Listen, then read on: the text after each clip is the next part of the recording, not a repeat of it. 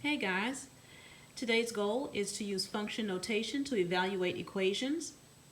So in class we talked about how f of n is the output value and it is the same thing as y. And the 5n, that n represents the input value, which is in the same term as x. And you will see it both ways. Just know that they are the same. X is your input value and y is your output value. So let's look at this example. F of n equals 8n minus 15. Remember that f stands for the function of n, so that wherever you put in a value of n, you will get an output of y.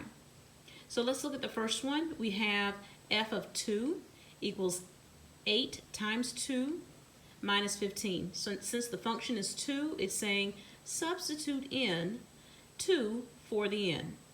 So 8 times 2 is 16, and then 16 minus 15 is 1. On the second example, the function is now a 7.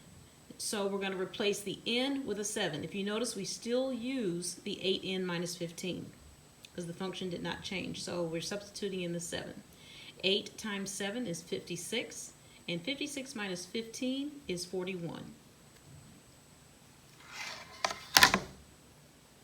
So let's look at this word problem. Charlie wants to start a new exercise regimen.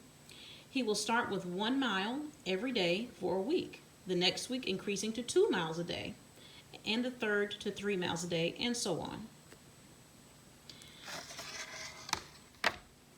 If you see here, the first week he walked 7 miles, 1 mile per day. The second week he walked 14 miles. The third week, he walked 21 miles. So if you look over here, you can see that the steady increase is 7 miles each additional week. So on the recursive function, for the first week, he walked 7 miles. All right, then to finish it up, for any function of n, we have function of n minus 1 because we did not start at 0. And when you do not start at 0, you have to have a minus 1 there, plus the 7 that he started with.